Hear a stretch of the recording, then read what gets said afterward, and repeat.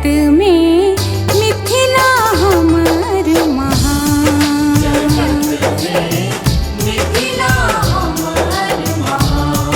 जगत में मिथिला हमर महान। जत राजर्षि जनक राजा सीता सन बेटी पोलन। अवध कुमार के जानकी माँ पुरुषोत्तम राम बनोलन। याज्ञवल्क्य कपिल तुराद मुनि। हो चर्चित सगर जहान, हो चर्चित सगर जहान।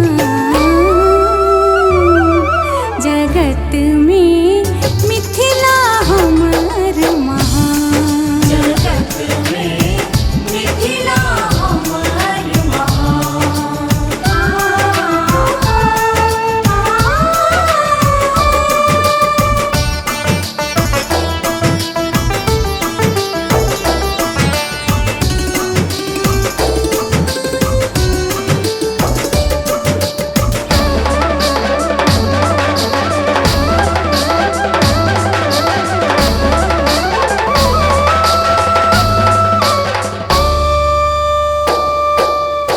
सरहप्पा अलख जगौने मैथिल कंठ बसौलन। गोनू झा परिहास हास सा जग में नाम चलौलन। सलहेस दयाले दीना भद्री पौलिन देवक मां। हो पौलन देवक मां।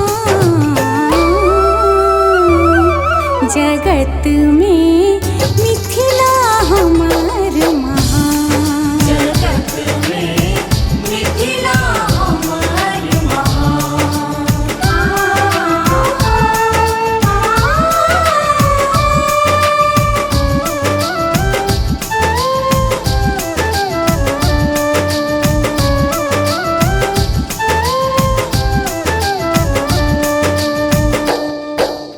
कारिक भुइया लोरिक बंठा मिथिला मान बढ़ौलन। लोक शक्ति के आगा ई सब सामंतक सिर झुकौलन।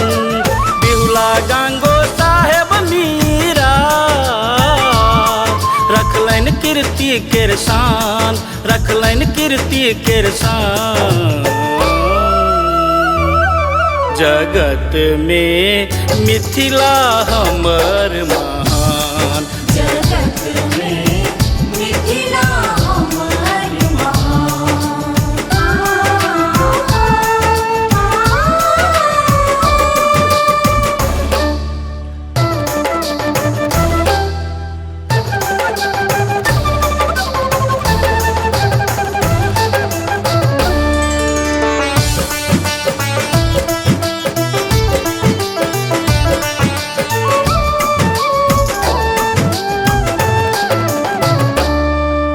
वाचस्पति अयाची उदयन दर्शन उच्च उठौलन। मिथिला केरा नाम विश्व में स्वर्णाक्षर में लिखौलन। शंकर घर में सुगा परसे मधुर संस्कृतक ज्ञान, मधुर संस्कृतक ज्ञान। जगत में मिथिला हमर महान। जगत में मिथिला हमर महान।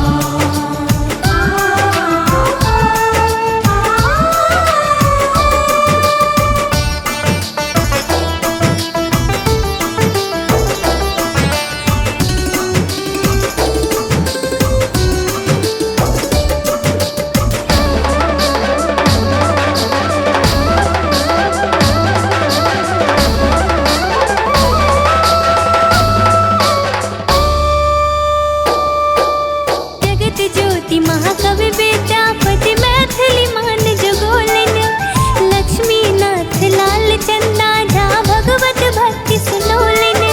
मिथिला के जन जन में बैसल हो सरस लीला केर गान। मिथि बनावल मिथिला धरती हो धर्म गुण केर खान, हो धर्म गुण केर खान। जगत में